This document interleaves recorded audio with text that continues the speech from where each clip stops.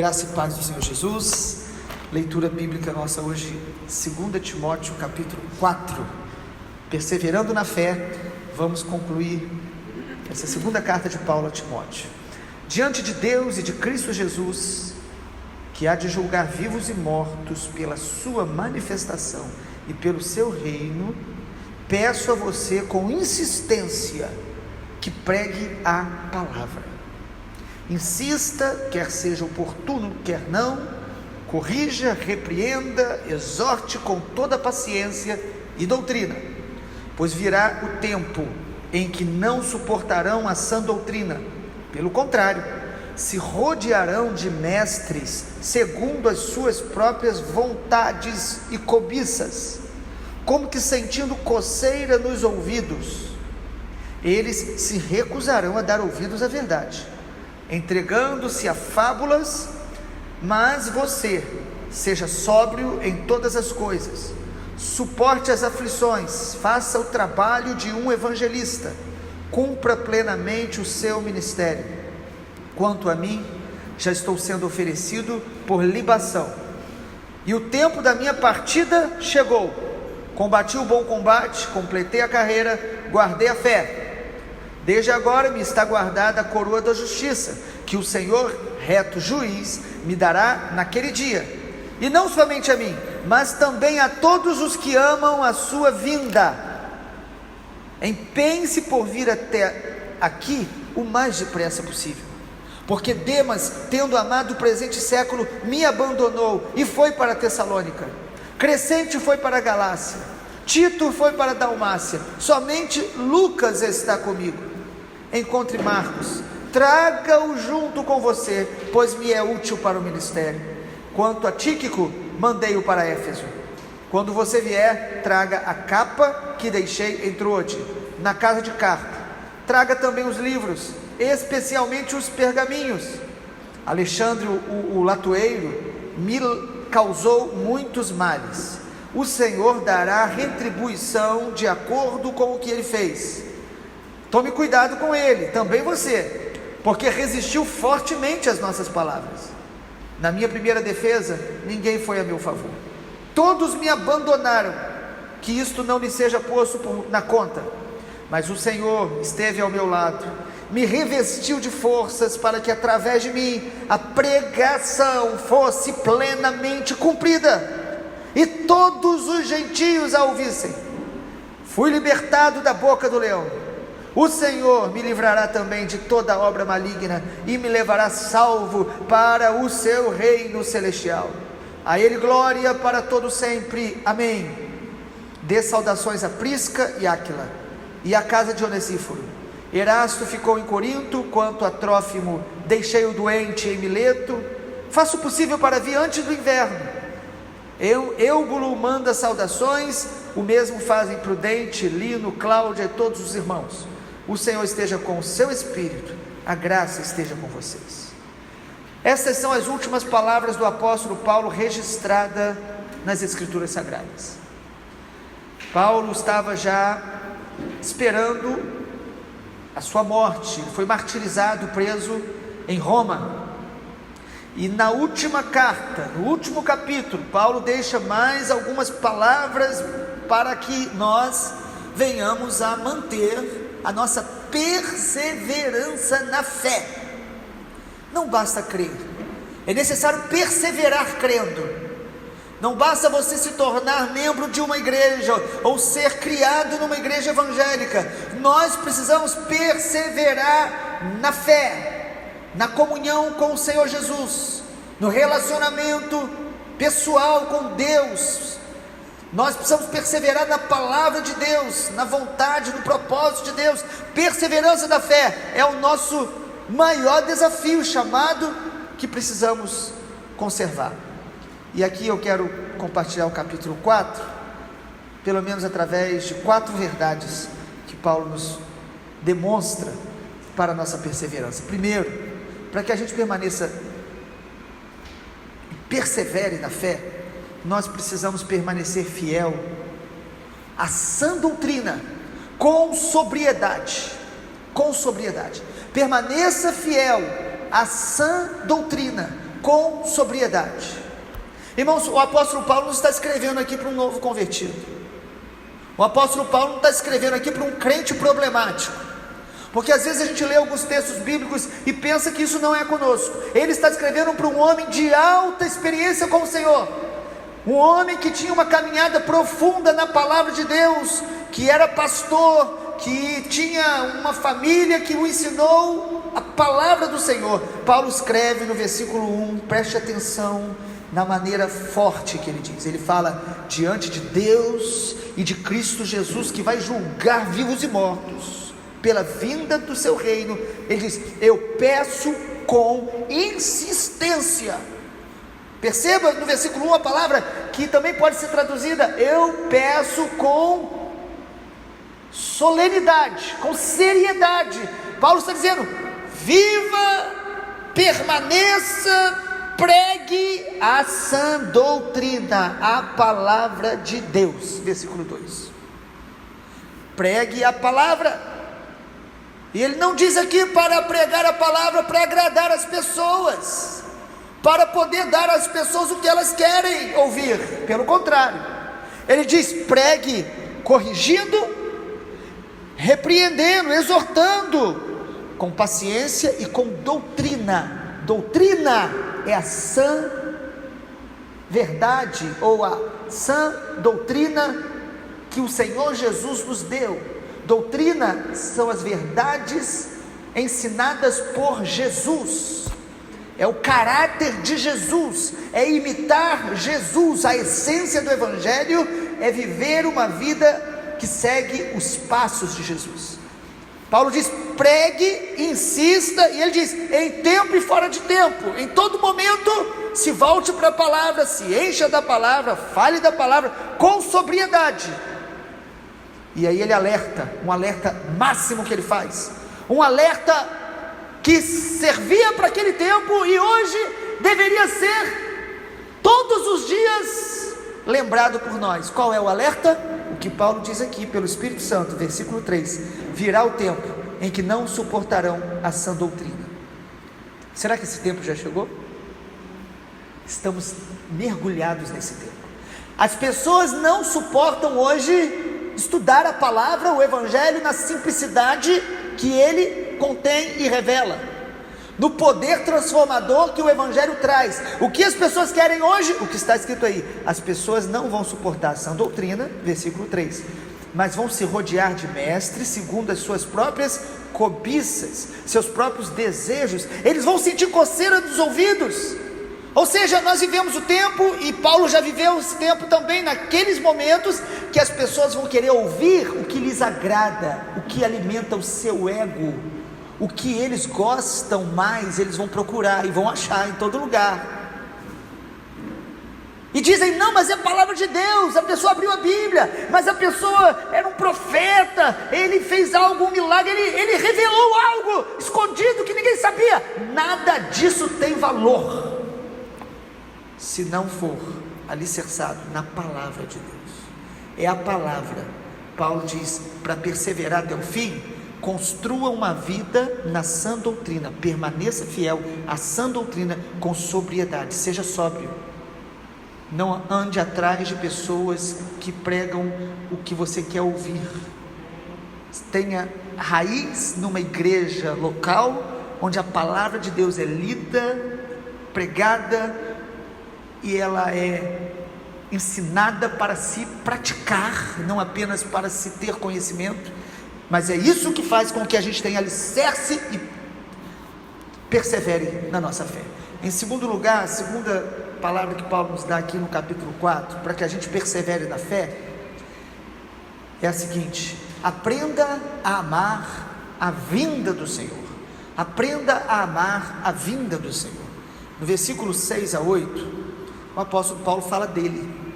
Após incentivar Timóteo a permanecer na palavra, ele fala dele, ele fala: quanto a mim, eu já estou sendo oferecido por libação. Significa uma oferta através de derramamento. Isso é libação. Ele sabia que a vida dele seria derramada, o sangue dele seria derramado, morto por causa do Evangelho do Senhor Jesus. E ele afirma algo, ele diz o seguinte: mas eu combati o bom combate. O que ele sentiu e incentivou o seu discípulo Timóteo a fazer, ele diz: eu fiz, eu combati o bom combate, eu completei a minha carreira, eu cumpri o meu chamado, eu fui até o fim, eu guardei a fé. Paulo está dizendo, eu mantive a fé. E ele fala: mas desde agora eu sei que está guardada a coroa da justiça, que o Senhor me dará naquele dia. A convicção de que ele não estava morrendo sem propósito, ou que a vida dele, a existência dele estava acabando. Pelo contrário, ele diz: o tempo da minha partida chegou. A palavra usada para aqueles navios que saíam do porto para navegar. Crente não morre, crente ele volta para a casa do Pai. Servo de Deus não morre, servo de Deus ele tem uma partida para a eternidade com a glória de Deus. Paulo tem essa convicção e ele diz: Timóteo, eu sei que o meu fim está chegando, mas eu sei que a minha coroa da justiça está guardada, a minha recompensa está guardada. Essas são as palavras finais deste homem, onde ele diz: e não somente a mim, no versículo de número 8, mas a todos que amam a sua vinda. Sabe o que nos faz nos santificar? Amar a vinda do Senhor. Sabe o que nos faz perdoar? Amar a vinda do Senhor, que vai julgar vivos e mortos pela sua palavra. Sabe o que nos faz permanecer servindo a Deus? Amar a vinda do Senhor, pregar o Evangelho a todas as criaturas, toda criatura nas nações. O que nos faz nos mover? Amar a vinda do Senhor. Quem ama a vinda do Senhor, amado, ele ama fazer a vontade de Deus, ele ama alcançar os perdidos, ele ama a oração, ele ama a presença de Deus, porque ele crê na eternidade. O que vem esfriando a igreja no decorrer dos séculos é quando ela perde a visão da eternidade, da volta do Senhor, e vivemos apenas um evangelho para esta terra, para este mundo. E aí alguns estão frustrados porque a vida financeira não está boa, porque a vida sentimental não está realizada como ele gostaria, porque a sua vida profissional não decolou como ele gostaria, porque ele não tem uma rede de amigos que outros têm e eles gostariam de ter. Amado, quem ama a vinda do Senhor tem toda a motivação para viver uma vida abundante na terra. Não tem plano B, não sai da casa de Deus, não sai da presença e do propósito, porque ama a vinda do Senhor. Paulo então diz para Timóteo: persevere na fé, amando a vinda do Senhor, porque quem ama a vinda do Senhor tem a motivação necessária para sustentar a vida dele até o dia da vinda do Senhor, ou o dia que o Senhor nos chamar. Terceiro lugar, terceira palavra que Paulo nos dá no último capítulo de 2 Timóteo, para que a gente persevere na fé: não se afaste das pessoas fiéis e do estudo profundo da palavra de Deus. Não se afaste de pessoas fiéis e do estudo profundo da palavra de Deus. Paulo está escrevendo isso a Timóteo, mostrando o exemplo dele. Olha o versículo 9 em diante. Ele diz: empense em vir aqui o mais depressa possível. Ele podia dizer: Timóteo, cuida da sua vida, o Senhor está voltando, eu me viro sozinho. Não, ele mostra que a humanidade dele, a graça de Deus não nos torna desumanos, pelo contrário, ela realça ainda mais a nossa humanidade, para que a gente possa vivê-la em plenitude. Paulo diz: vem ter comigo depressa. Por quê? Ele diz: porque Demas me abandonou. Tem gente que vai nos abandonar na caminhada, mas Lucas está comigo. Sempre vai ter um Lucas ao nosso lado. Paulo não está aqui amargo. Ele diz: olha, tem um momento que ele fala: todos me abandonaram. Os irmãos sabem, já falamos disso durante a semana. Naquele segundo julgamento de Paulo, a maioria se afastou dele, porque houve uma perseguição deflagrada por Nero, que abateu demais a igreja. Provavelmente aqui 65 depois de Cristo, antes um pouco da destruição de Jerusalém. E Paulo foi abandonado por todos, mas ele não se isola. Ele diz: vem ter comigo. Lucas está aqui. Quando ele manda a saudação no final, no versículo 19, ele mostra que ele tinha pessoas fiéis do lado dele. Amado, a gente só vai perseverar até o fim quando a gente não abre mão, não se afasta de pessoas fiéis, idôneas, que estão ao nosso lado. Hoje há um problema na igreja do Senhor. Há muitos Demas que amaram o século e nos abandonaram, e pessoas que se relacionam mais com Demas do que com os Lucas que estão dentro da casa de Deus, e estão fragilizadas na fé, porque os seus relacionamentos lá fora são mais fortes do que com fiéis servos de Deus. Na nossa nação especificamente, eu sei que há pessoas de outros países que escutam a gente, nós temos um número de desviados, que dizem que é a igreja que mais cresce hoje, é a igreja dos desviados. Eu questiono esse dado de duas formas. Primeiro, há muitos que nunca conheceram o Senhor, passaram por nossos arraiais atrás de bênçãos, milagres e profecias, e se frustraram porque estas coisas realmente não são alicerces, e hoje estão frustrados porque seguiram falsos mestres, ouviram escândalos que realmente acontecem em muitos púlpitos, mas se os olhos estivessem em Jesus, jamais teriam se apartado da casa de Deus.